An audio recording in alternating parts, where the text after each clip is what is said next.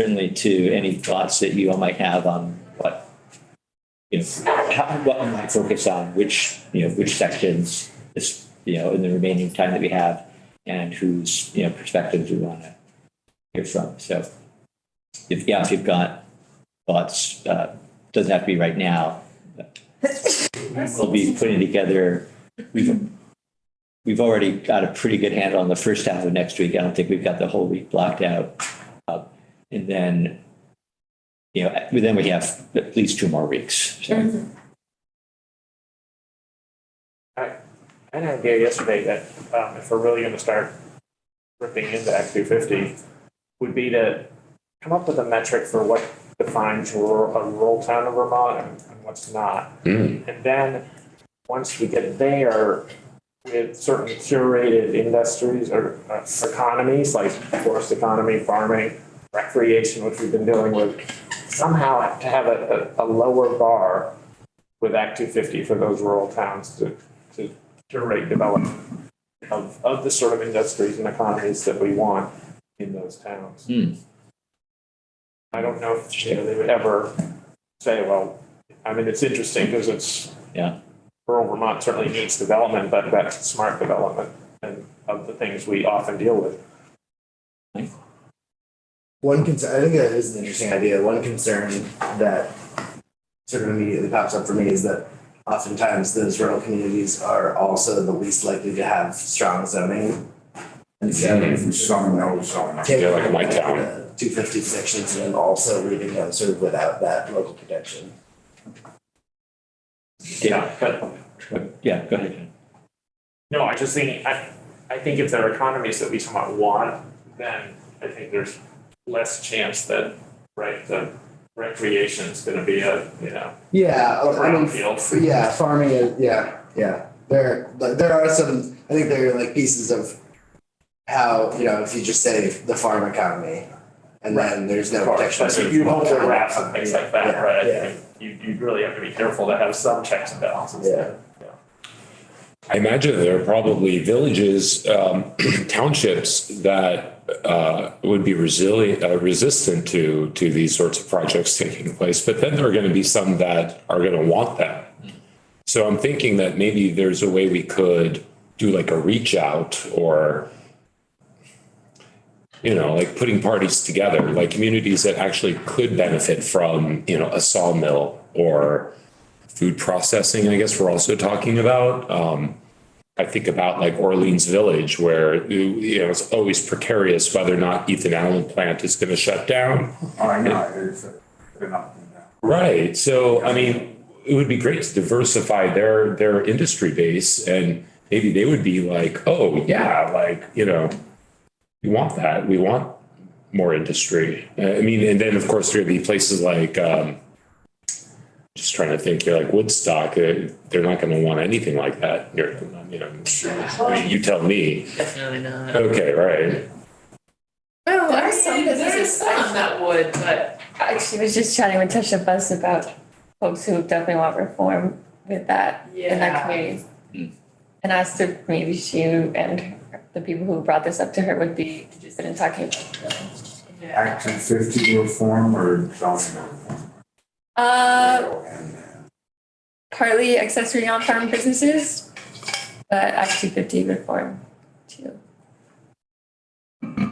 Which is the same thing. Woodstock has been a leader in the past in accessory on farm business reform or. Was it the rest was of the that. Pomfret or Woodstock or the it's restaurant? right on the border of Pomfret. What, the restaurant? Yeah. Which one? Oh, yeah, that. That's, yeah. Yeah.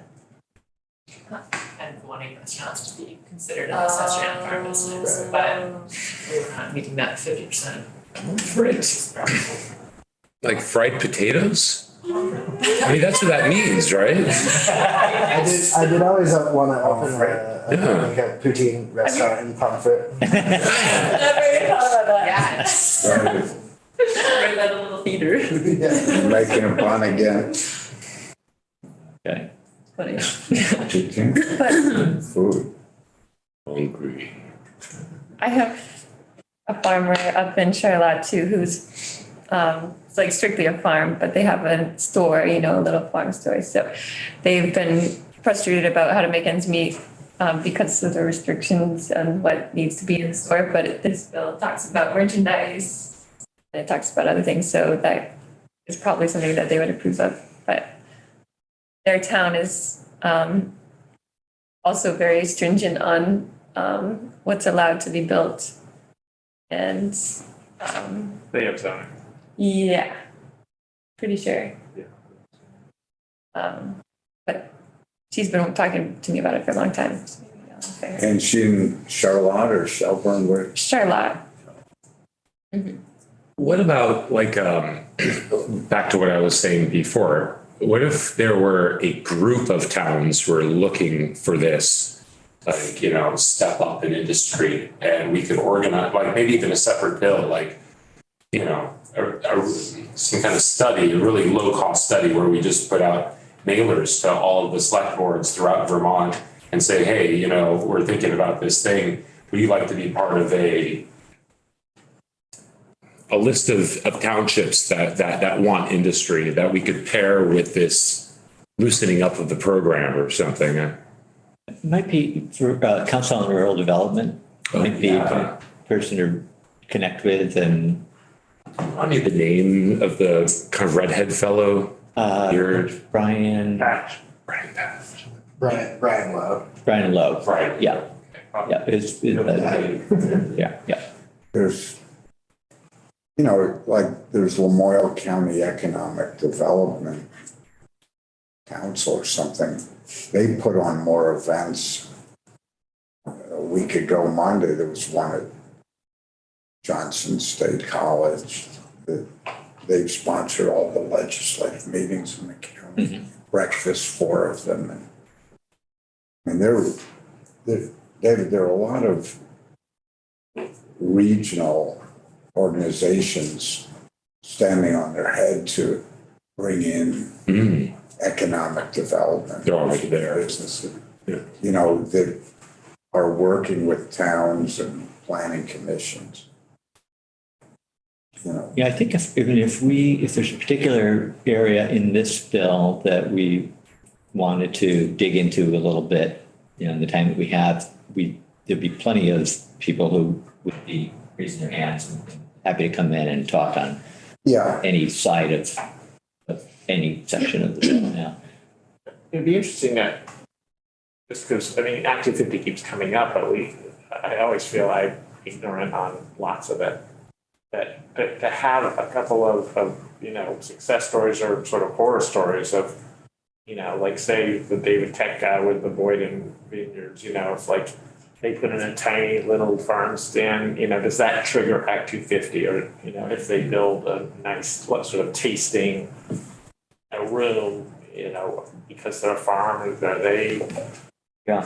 they need a permit? You know, I don't know these things. Just whether David Tech it's been real. offered to come back in, and I think he was downstairs earlier this week, Oh, really? last week. So, Laura, you want to? I had said we'll have you back. So, and he seemed open to it. Yeah. So let's do that. Is it a real impediment for this sort of, like what you're saying, the new farm, you know, the new sort of vertically integrated forest economy business? I'm all in on the farm accessory, but I just have spent a half a century watching mills get sued and shut down, and they are noisy, big, dirty, and it's also a shrinking. I don't want to be tainted, but I don't want us to waste our time. Are you kidding? You know, you get to a town. There are a lot of sawmills that had affluent bases that just couldn't hold on to them. It wasn't as though, you know, it's not like P&R or LSF. Those are small family operations, and they struggle hard. The global factors that affect a larger sawmill are huge, that make it hard to compete with. and, you know, changing attitudes about, you know, and competing values, what forests represent to Vermonters today, you know. That culture has shifted dramatically, so. But I'm 100% in, Mike, in what you say about adapting, you know. I talked about the Mennonite community in Lamoille County, which I'm very close with, how we rely when those Pennsylvania peaches start arriving at the farm stands. They are delicious and, you know, versus going to Hannaford's and biting into a rock. You know, so, and I said, well, they aren't grown on the farm. Can they be sold in the farm stand? I don't care what, you know, they serve the local people on these back roads that drive by their stand every day. Yeah.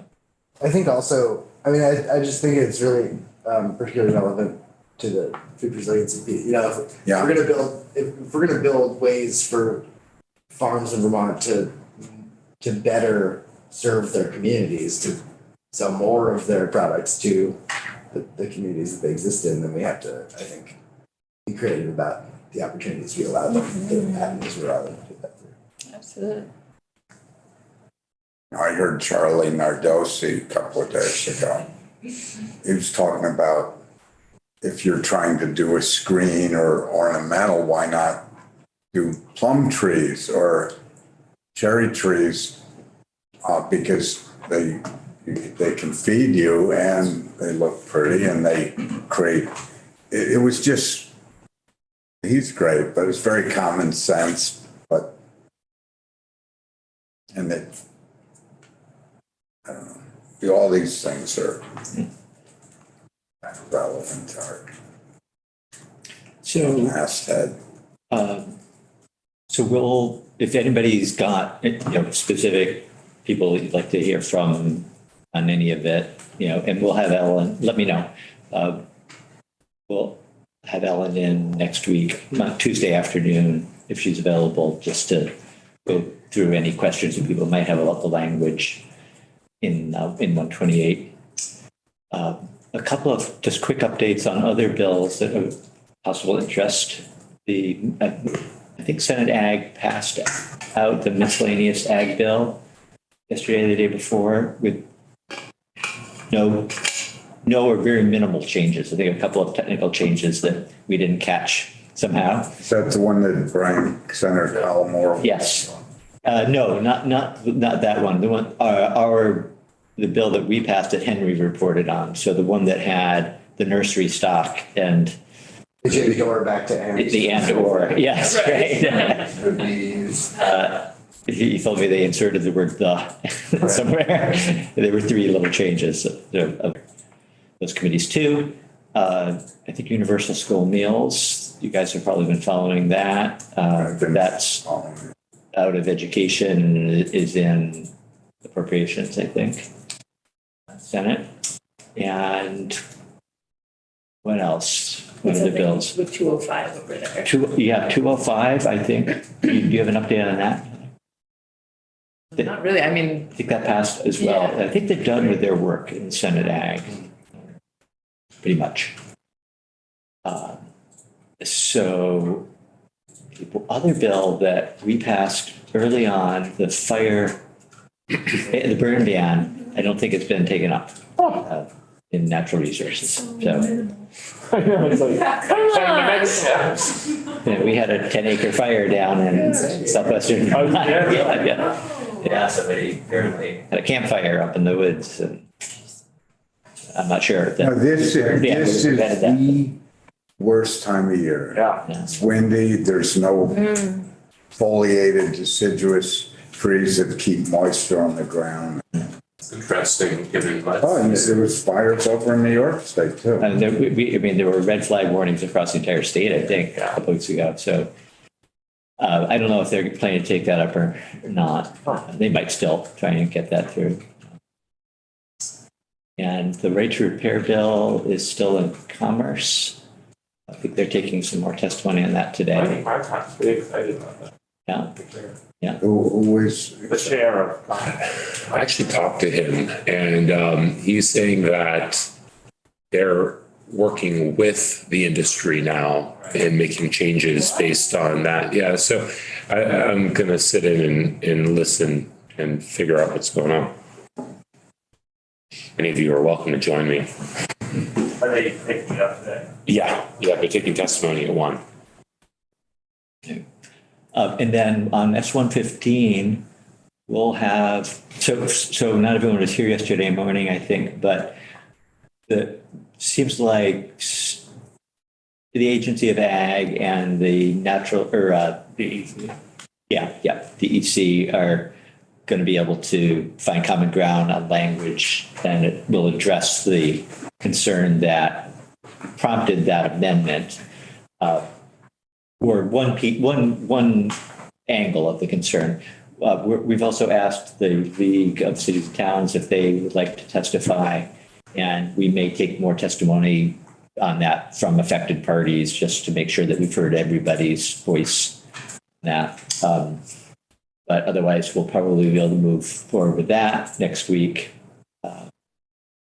And we did hear the testimony from the ag expert with the agency. I don't think there was anything else on that bill that was still. Of the trails, I think we've heard whatever testimony we had intended to hear, that we were asked to hear. And at this point, unless there's members of the committee who feel strongly about trying to get language written this spring, I'm going to, having spoken to at least the forestry folks, they're positive about it. I think they conveyed that, not quite ready to move ahead with anything right now and want to work with the trails people over the summer. That was the sense. I spoke to Commissioner Fitz. She feels there's very adequate money. A funding source. Funding in place, and they are not looking for more money Yeah. at this time. Well, that's expected. What do we do with this, whatever this is? Looks like what is that? We'll figure that out later. Last jet opening his mail. Yes. How much do they want?